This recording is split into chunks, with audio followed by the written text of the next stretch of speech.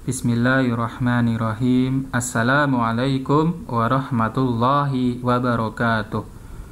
Alhamdulillah wassalatu wassalamu ala Rasulillah, amma ba'du. Anak-anakku sekalian yang semoga selalu dalam keadaan sehat walafiat dan tetap semangat untuk belajar dan belajar. Pelajaran kita kali ini tematik pertemuan yang ke-8. Baik, perhatikan. Pertama, kita akan mempelajari apa itu arti kerjasama. Kerjasama adalah suatu kegiatan bersama-sama beberapa orang untuk mencapai tujuan tertentu. Tujuan yang baik pastinya hasilnya pun baik. Jadi kerjasama ini ada yang baik juga ada yang buruk. Nah, kerjasama yang baik ini contohnya misalkan bekerjasama dalam hal kebaikan. Ya, ini contoh-contoh kerjasama yang baik. Nah, kerjasama yang buruk apa? Kerjasama yang buruk misalkan bekerjasama untuk melakukan kejahatan. Nah, ini tidak boleh kalian tiru atau jangan kalian lakukan. Karena apa? Bisa merugikan diri sendiri maupun orang lain. Maka tolong menolonglah kalian dalam hal kebaikan ya nak. Kemudian kerjasama bisa dilakukan di rumah, sekolah, maupun masyarakat. Selanjutnya, beberapa manfaat kerjasama, diantaranya ini ada 9 manfaat. Silakan kalian screenshot, kemudian dicatat di buku catatan ya. Berikutnya, manusia merupakan makhluk sosial. Garis bawah ya, manusia merupakan makhluk sosial. Apa itu makhluk sosial? Makhluk sosial adalah makhluk yang tidak dapat hidup tanpa adanya bantuan orang lain. Contoh saja, ketika kamu akan berangkat sekolah, ada yang membantumu membawakan bekal minum dan seterusnya. Kemudian ketika di sekolahan, misalkan terlupa membawa alat tulis, ada yang meminjamkan, baik teman maupun gurumu. Kerjasama di lingkungan masyarakat, misalkan ada yang punya hajat atau sedang kesusahan. Nah, contoh di sini, rumahnya ada yang terbakar, tetangganya ada yang membantu memadamkan. Ini contoh bentuk bahwa manusia merupakan makhluk sosial yang butuh bantuan orang lain. Nah, keuntungan dari kerjasama apa saja? Tadi ya, kalau ini berarti api menjadi padam. Kalau ini pekerjaan cepat selesai dan bersih ya. Di antaranya ketika melakukan seperti ini, ya bisa sambil mungkin bergurau, mengurangi rasa stres, lelah, dan seterusnya, menambah keakraban dalam berteman, dan saling bertukar pengalaman atau ilmu gitu. Baik, contoh di sini juga ada gambar-gambar bekerja sama di rumah antara kakak dan adik, kakak adik bersama kedua orang tuanya, ngobrol bareng di ruang makan. Kemudian bisa bercerita satu sama lain tentang pengalaman ayah ataupun yang lainnya, sehingga kita dapat menambah ilmu dan hati terasa senang. Kemudian saat bekerja sama perlu memperhatikan beberapa sikap. Ada yang harus kita jaga dan harus kita hindari. Yang baik kita jaga, yang dihindari ya harus kita hindari.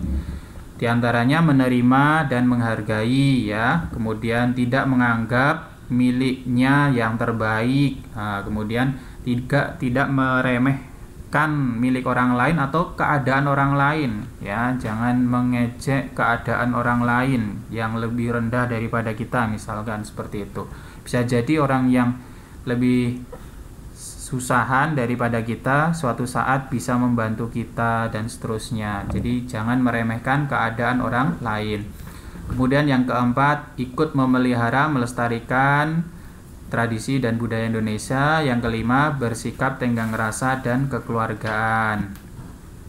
Nah, Ustadz minta kalian, Ustadz beri tugas ya, yang memiliki tenggang waktu mengerjakannya 2 hari. Tugasnya apa? Membuat cerita pendek minimal 1 paragraf dan maksimal 3 paragraf. Jadi tidak perlu panjang-panjang, tidak perlu. Ya, 3 paragraf saja maksimal ya. Tentang pengalaman pribadimu ya, ditulis kemudian difoto dan juga diberi voice note. Ditulis dan difoto dengan tulisan yang rapi dan memperhatikan kaidah kapan menulis huruf kapital atau huruf besarnya kapan, dan diberi tanda titik dan seterusnya ya.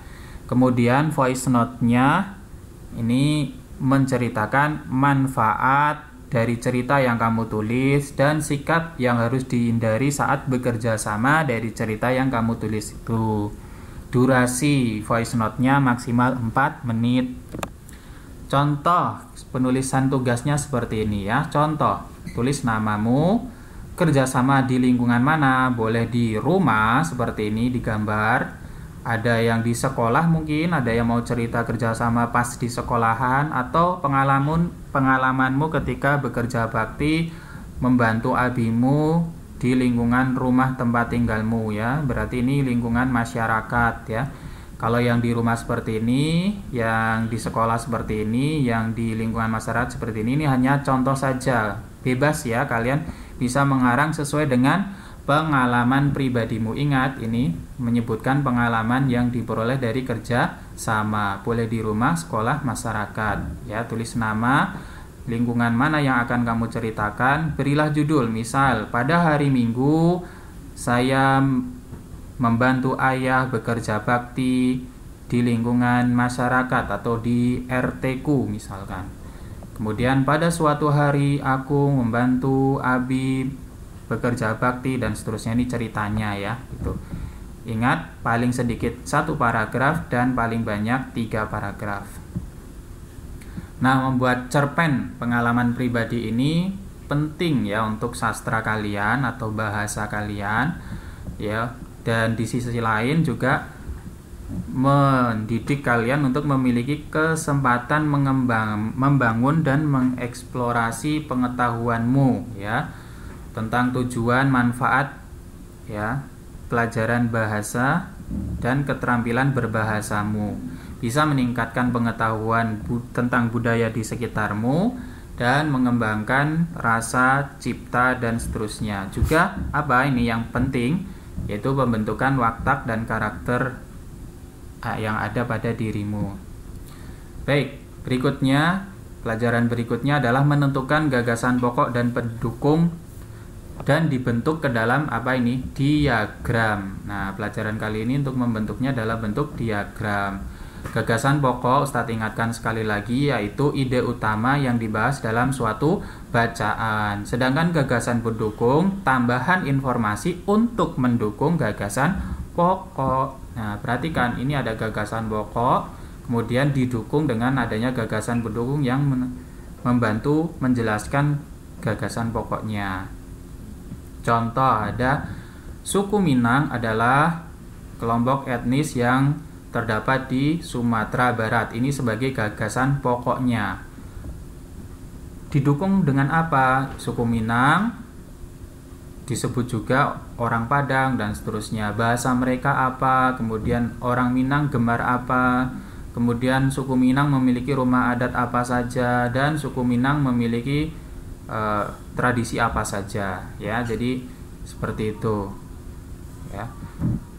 Nah, ini Ustadz sudah buatkan diagram, contoh diagram dari bacaan tadi, gagasan pokok dan gagasan pendukung. Gagasan pokoknya kita taruh atas ya, kemudian beri tanda panah untuk menuju ke gagasan pendukung 1, gagasan pendukung 2, dan beri tanda panah lagi ke bawah untuk gagasan pendukung ketiga, gagasan pendukung keempat, dan seterusnya. Nah, sekarang Ustadz minta kalian juga untuk berlatih membuat seperti ini. Bacaannya mana? Nah, ini bacaannya ya. Inilah bacaannya. Tugasnya, kalian screenshot ini, kemudian jawablah nomor 1, 2, dan 3. Dan untuk yang keempat, buatkan diagram seperti yang Ustadz buat tadi. Semoga Allah mudahkan. Wabillahi taufiq wal hidayah. Wassallallahu ala nabiyina Muhammadin wa ala ahlihi washabihi ajma'in. Wassalamualaikum warahmatullahi wabarakatuh.